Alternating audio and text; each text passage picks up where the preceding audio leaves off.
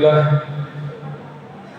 نحمد الله تعالى ونستعينه ونستغفره ونعوذ بالله من شرور أنفسنا وسيئات أعمالنا من يهده الله فلا مضل له ومن يضلل فلا هادي له أشهد أن لا إله إلا الله وحده لا شريك له وأشهد أن محمدا عبده ورسوله لا نبي بعده يقول الله تبارك وتعالى في كتابه المجيد يا أيها الذين آمنوا اتقوا الله حق تقاته ولا تموتن إلا وأنتم مسلمون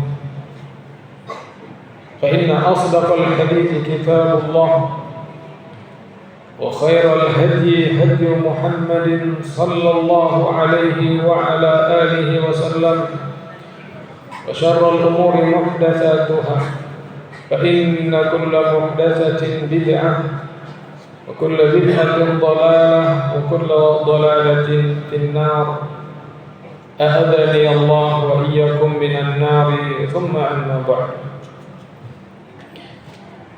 Kaum muslimin sedang sholat Idul Adha Masjid Al-Ikhlas Kelapa 7 yang semoga senantiasa dirahmati oleh Allah Subhanahu wa taala.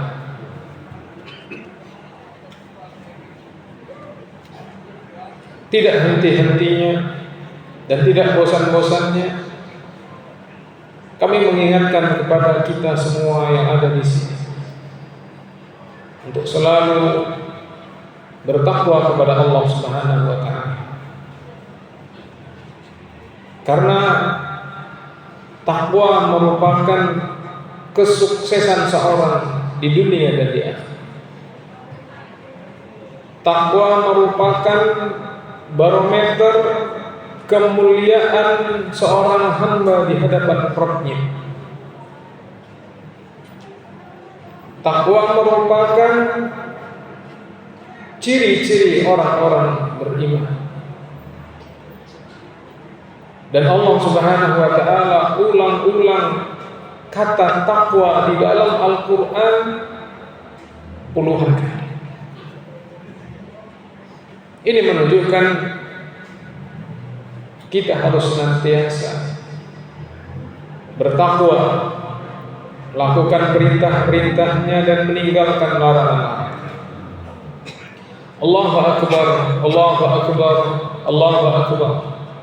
La ilaha illallah wallahu akbar. Allahu akbar walillahil hamd. Idul Adha kita teringat dengan peristiwa perjalanan hidup Nabiullah Ibrahim alaihissalam bersama keluarganya. Bagaimana Allah Subhanahu wa taala menjadikan Nabi Ibrahim alaihissalam sebagai tokoh utama di sini. Untuk apa? Untuk kita bisa meneladani bagaimana perjalanan hidup beliau. Mulai dari awal beliau di tengah-tengah kampungnya, satu-satunya manusia yang beriman kepada Allah, yang lainnya kufur, termasuk ayahnya. Dan beliau tidak terus lembek, tidak terus terbawa arus. Justru beliau tegar, beliau perlihatkan. Kalau kita mungkin nggak berani, Bapak. Oh, nggak enak, apa kata orang, apa kata tetangga, apa kata masyarakat kalau kita nggak ikut. Nabi Ibrahim tidak. Bahkan beliau tunjukkan jati diri beliau yang sesungguhnya. Ketika manusia pada waktu itu menyembah berhala, beliau tunjukkan beliau menyembah Allah Subhanahu wa taala. Bahkan beliau masuk ke tempat peribadatan mereka dan menghancurkan Tuhan-Tuhan yang ada di sana. Yang dengan aksi beliau tersebut, beliau terkena hukuman dibakar. Subhanallah, dibakar, dan benar-benar dibakar. Namun dengan izin Allah, dengan mukjizat yang Allah berikan kepada Ibrahim, api menjadi dingin. Ya naru kuni bardan wa salaman ala Ibrahim. Wahai api, jadilah kamu dingin dan selamatkan kekasihku yang bernama Ibrahim. Kemudian tidak hanya itu, beliau Ibrahim alaihi salam diusir dari kampungnya dan beliau pergi, sehingga pada suatu hari beliau bertemu dengan istrinya, menikah. Sebagian ulama menyebutkan 40 tahun beliau menikah belum dikaruniai keturunan. Maka istrinya pun memerintahkan kepada Ibrahim untuk menikah yang kedua kalinya bersama Siti Hajar. Dan dengan sebab pernikahan tersebut, Nabi Allah Ibrahim diberikan keturunan dan lahirlah seorang yang bernama Ismail. Dan ujian tidak hanya sampai di sini. Ketika Allah Subhanahu wa taala mengabulkan keinginan Ibrahim yang selalu berdoa, ya Rabbi habli minas salihin. Wahai Rabbku, wahai Tuhanku, karuniakan kepadaku anak yang soleh. Doa yang simpel namun padat. Ya Allah, aku minta anak yang soleh. Beliau ulang-ulang lebih dari 40 tahun dan Allah kabulkan. Makanya kalau minta anak, jangan hanya minta anak yang soleh, minta anak yang solehah.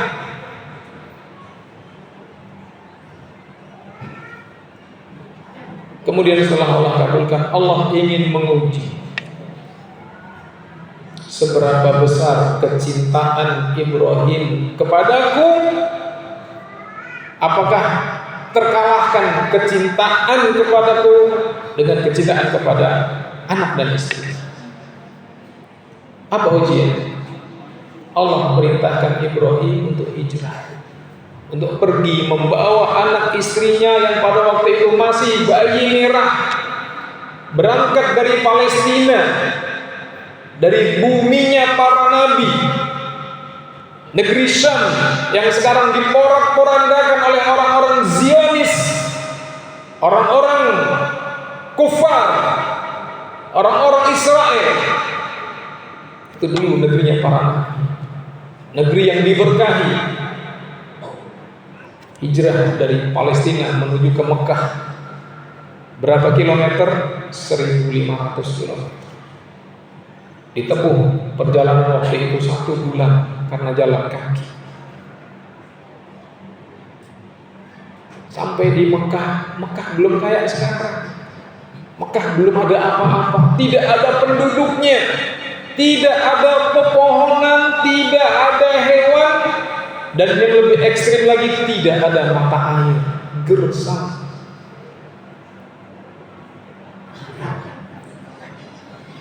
Allah memerintahkan kepada Ibrahim untuk meninggalkan istrinya yang masih lemah, baru melahirkan, dan anaknya yang masih merah, ditinggal di tempat yang gersang, tandus, tidak ada kehidupan, tidak ada manusia, hanya mereka berdua.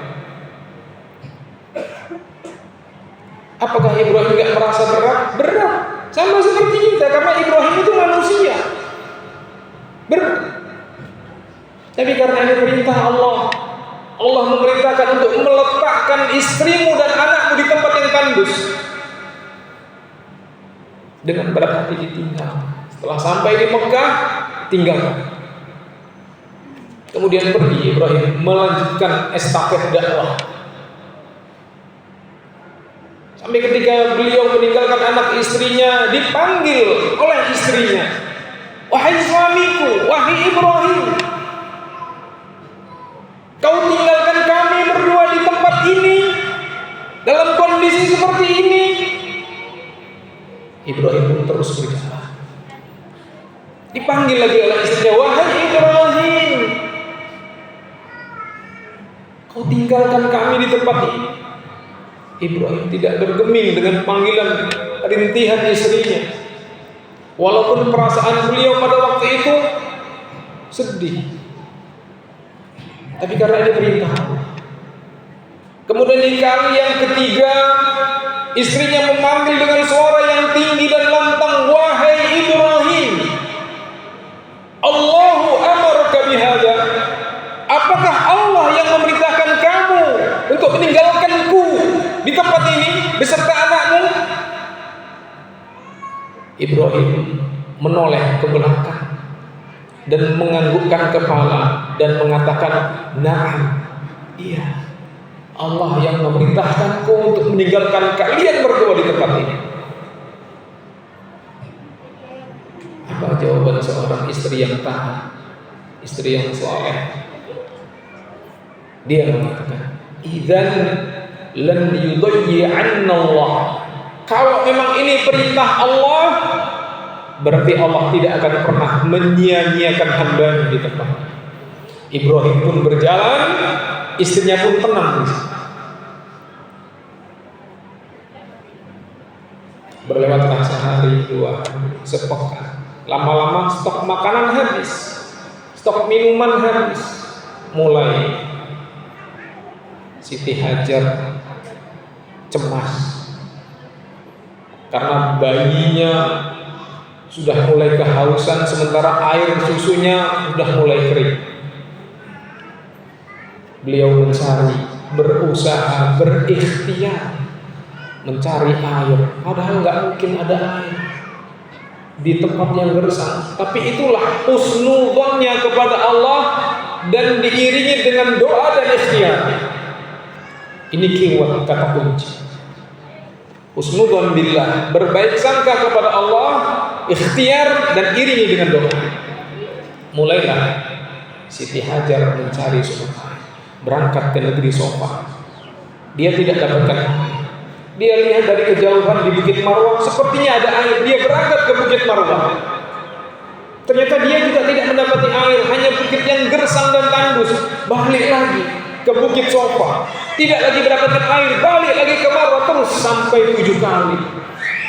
Dan itu yang dinobatkan sebagai ritual sa'i untuk orang jamaah haji dan jamaah umrah. Pada waktu itu gersang tandus panas. Sekarang alhamdulillah sudah diatapi, sudah dipasang AC. Gunung yang tadinya tinggi dibuat landai, bahkan dibuat lantai 3. Lantai dasar, lantai 1, lantai 2. Dan dengan izin Allah, Siti Hajar mendapatkan air dari tangisan seorang bayi yang bernama Ismail yang meronta-ronta kehausan dan menghentakkan kakinya ke bumi.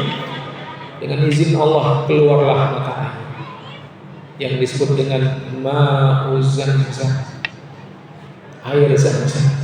Zamzam itu artinya berkumpul, air yang berkumpul, karena diwadahi, dibendung oleh Siti Hajar. Karena kalau tidak dibendung, dia akan mengalir dan membanjiri kota Makkah. Dikumpulkan. Dan sampai detik ini air tersebut dimanfaatkan oleh jutaan kaum muslimin yang haji dan umrah, dan tidak pernah kering. Air terbaik yang ada di muka bumi, yang sudah diuji oleh para ahli tentang kadar kandungan dan apa yang ada di dalam air Zamzam. Karena air Zamzam merupakan mata air dari surga. Orang yang meminumnya dan sebelum minum dia berdoa, maka hajatnya akan dikabulkan. Kata Nabi sallallahu alaihi wasallam, ma'u zamzam ma'ul barakah. Air Zamzam air keberkahan. Barang siapa yang meminumnya akan dikabulkan sesuai dengan hajatnya. Maka kalau kita sakit, sudah capek berobat, pergi ke sana kemari belum membuahkan hasil, rutin minum air Zamzam. Pesan sama yang berangkat umroh, sama yang pergi haji, titip air Zamzam yang asli, atau berangkat sendiri ke sana. Allahu akbar, Allahu akbar, Allahu akbar, la ilaha illallah, Allahu akbar, Allahu akbar walillah. Kemudian ujian pun datang. Setelah Ismail yang tadinya masih bayi mungil, masih bayi merah, beranjak remaja. Falamma balagha ma'ahu sa'i, maka tatkala Ismail telah balagha, telah balik. Jadi bukan bocah lagi, balik, sudah akhir balik. Ibrahim datang karena perintah dari Allah untuk datang menemui Ismail dan istrinya. Ternyata apa? Perintah Allah Subhanahu wa taala lagi-lagi di luar nalar, di luar akal sehat. Allah memerintahkan melalui mimpi. Inni ara fil manami anni adbahuka fanzur madza tara. Allah abadikan dalam surat Shofah, mulai dari ayat 99 sampai ayat 111. Maka ketika Nabi Ismail pada waktu itu mencapai usia remaja, ya, usia seperti itu pada waktu itu usia kebanggaan orang tuanya. Kenapa? Sudah bisa bekerja, sudah bisa membantu orang tua, sudah bisa membanggakan orang tua. Puncak kecintaan seorang ayah kepada anak. Lihat anaknya itu kalau dia sudah bisa mandiri, sudah bisa membantu pekerjaan ayahnya, membantu pekerjaan orang tuanya. Justru Allah perintahkan Ibrahim untuk menyembelih putra kesayangannya satu-satunya yang lama berpisah, yang penantiannya selama 40 tahun. Subhanallah. Tapi karena ini perintah dari Allah, ia minta pendapat kepada anaknya. Wahai anakku, aku bermimpi di malam hari bahwasanya aku diperintahkan untuk menyembelihmu. Fandur madza tara. Apa pendapatmu wahai anak? Bagaimana sikap seorang ayah yang bijak meminta pendapat kepada anaknya? Karena di usia ini anak sudah bisa diajak berpikir, sudah bisa diajak musyawarah. Jadi seorang ayah tidak boleh egois, tidak boleh diktator. Semua keputusan, semua kebijakan diambil alih oleh dia tanpa melibatkan anggota keluarganya. Lah, tidak boleh. Namun jawaban seorang anak yang saleh apa? Ya abati, if'al ma tu'mar. Allah sebutkan dalam ayat setelahnya, wahai ayahanda, silakan kerjakan apa yang telah Allah perintahkan kepadamu. Satajiduni insyaallah minas sabirin. Semoga engkau mendapatiku termasuk orang-orang yang sabar. Maka dilaksanakan, dipilihlah tempat. Nabi Ibrahim meminta untuk mengikat, ya, Nabi Ismail diikat. Kemudian disebutkan dalam beberapa riwayat matanya ditutup. Dan ketika hendak disembelih, terdengarlah suara, ya Ibrahim, qad saddaqta ru'ya. Wahai Ibrahim, sungguh mimpimu benar. Karena mimpi seorang nabi itu wahyu, tapi mimpi kita bukan wahyu, bukan wangsit. Jangan berhujah dengan mimpi, tidak boleh, karena kita ini bukan nabi. Tapi berhujah dengan apa? Al-Quran dan Sunnah. Kalau tadi malam kau bermimpi, di dalam mimpi kau bertemu dengan Rasulullah, kemudian kata Rasulullah, wahai Ahmad, sejak saat ini kamu sudah boleh meninggalkan sholat. Terus dia bangun, terus dia meninggalkan sholat karena saya semalam bertemu dengan Rasulullah. Boleh? Tidak. Benar, Nabi itu tidak bisa diserupai oleh setan di alam mimpi. Jadi setan gak bisa berkamuflase seperti tubuh Rasulullah, gak bisa. Tapi ingat, setan itu bisa mengaku sebagai Nabi, tapi dengan bentuk yang berbeda. Maka jangan main-main dengan mimpi. Ikuti syariat. Dan akhirnya wa faddainahu bidzabhin 'adzim. Kami ganti, Allah perintahkan, wahai Ibrahim, ganti sesembelihanmu ini dengan seekor kambing kibas yang sekarang dinobatkan sebagai syariat qurban. Dan Allah Subhanahu wa taala tidak mau memerintahkan kita untuk menyembelih anak kita. Enggak. Karena kita enggak sanggup. Dan enggak bakal sanggup. Allah perintahkan kita untuk menyembelih hewan kurban, baik itu kambing ataupun sapi. Kedua-duanya boleh. Dan yang ketiga unta. 3 jenis hewan min bahimatil an'am.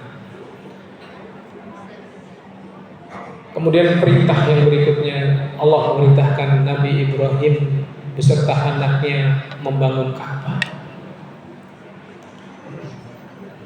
Dan anaknya pun membantu, mengambil batu, memberikan kepada ayah. Ayahnya pun berpijak.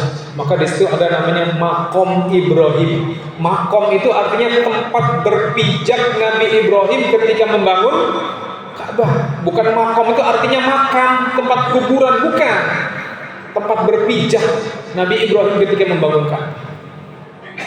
Ada namanya Hijr Ismail. Setengah lingkaran yang ada di Ka'bah itu, ada setengah lingkaran bangunan yang tanpa atap, itu dulu yang membangun Ismail. Ya, disusun oleh Ismail. Makanya disebut dengan Hijr Ismail. Itu bagian dari dalam Ka'bah.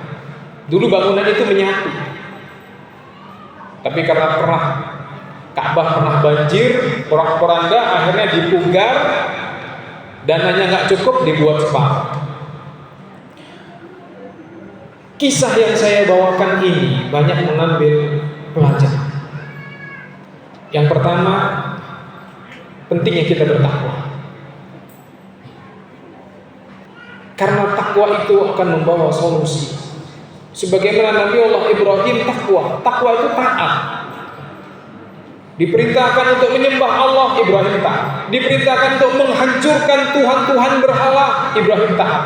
Diperintahkan untuk hijrah, Ibrahim taat. Diperintahkan untuk meninggalkan anak dan istrinya di lembah, Ibrahim taat.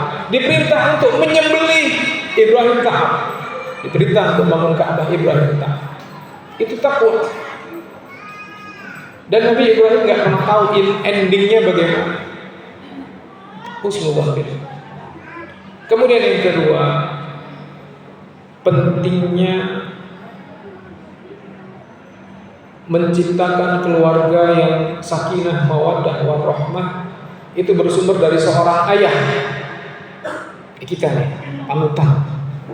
Jangan pernah berharap keluarga itu menjadi keluarga sakinah, mawaddah, warahmah kalau ayahnya nggak benar. Ini dari kita, pemimpin, lokomotifnya kita.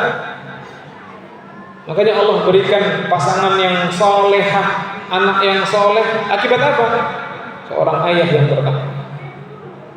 Jadi kalau kita menginginkan istri kita solehah, menginginkan anak-anak kita soleh dan solehah, ibda min nafsik, mulai dari diri sendiri.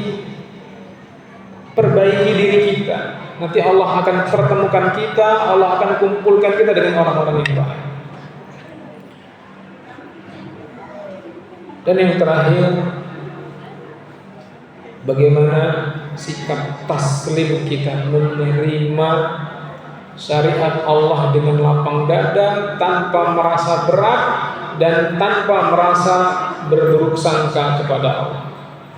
Karena seorang itu semakin taat akan semakin diuji. Semakin dia berbenah, semakin banyak ujian. Dan ujian yang paling berat adalah ujian para nabi dan rasul. Demikian jamaah sekalian yang dirahmati oleh Allah Subhanahu wa taala. Sebelum kami tutup, kami ingin mewasiatkan khusus kepada para kaum wanita, sebagaimana dahulu Rasulullah mengakhiri khutbahnya dengan wasiat kepada para wanita. Hendaknya para wanita, para ummahat, para ibu-ibu, para akhwat, para cewek-cewek, para gadis-gadis untuk takut kepada Allah Subhanahu wa taala dan takut kepada suami, taat kepada suami. Karena Rasulullah pernah diperlihatkan neraka dan kebanyakan penduduk neraka dari kalangan wanita. Bukan karena mereka itu kufur kepada Allah dan Rasulnya, bukan karena mereka itu meninggalkan sholat, meninggalkan puasa, tapi karena pembangkangan mereka terhadap suami-suami mereka. Inilah yang menyebabkan mereka terjungkal ke dalam api neraka. Maka taatlah kepada Allah dan takutlah kepada suami-suami kalian. Semoga khutbah yang singkat ini bisa menambah keimanan dan ketakwaan kita kepada Allah Subhanahu wa taala. Dan semoga Allah menerima amal ibadah kita dan amal ibadah para jamaah haji pada tahun ini. Dan semoga Allah menerima kurban-kurban kita. Semoga Allah Subhanahu wa taala mencukupkan kita di tahun-tahun berikutnya yang belum bisa kurban untuk bisa berkurban. Dan semoga Allah Subhanahu wa taala wafatkan kita di atas husnul khatimah. Innallaha wa malaikatahu yusholluna 'alan nabi ya ayyuhalladzina amanu shallu 'alaihi wa sallimu taslima. Allahumma shalli 'ala nabiyyina Muhammadin wa 'ala alihi wa sahbihi ajma'in. Allahumma ighfir lil muslimina wal muslimat wal mu'minina wal mu'minat al ahya minhum wal amwat. Rabbana zalamna anfusana wa illam taghfir lana wa tarhamna lanakunanna minal khasirin. Allahumma arinal haqqa haqqa warzuqna ittiba'ahu wa arinal batila batila warzuqna ijtinabah. Allahumma ighfir lana wa liwalidayna warhamhum kama rabbawna shighara. Rabbana hab lana min azwajina wa dhurriyyatina qurrata a'yun waj'alna lil muttaqina imama. Allahumma ansuril Islam wal muslimina fi Filastin. Allahumma ansuril Islam wal muslimina fi Gaza. Allahumma ansuril Islam wal muslimina al mustad'afina wal mujahidina fi Indonesia wa fi kulli makan wa ahlikil kafarata wal musyrikin. Allahumma aslih lana wa aslih wulata umuruna. Allahumma shfina wa shfi maradal muslimin. Allahumma rabban nas adhibil ba'sa ishfi anta syafi la shifaan illa shifauka shifaan la yughadiru saqama. Allahumma taqabbal minna salatana wa siyama wa ruku'ana wa sujudana wa udhiyatana innaka antas samiul alim. Rabbana atina fid dunya hasanah wa fil akhirati hasanah wa qina adzaban nar. Walhamdulillahi rabbil alamin. Billahi taufiq wal hidayah wal inayah wal 'afwu minkum. Taqabbalallahu minna wa minkum. Taqabbalallahu duhayana wa duhayakum. Wa kullu 'amin wa antum bi khair. Billahi taufiq wal hidayah. Assalamualaikum warahmatullahi wabarakatuh.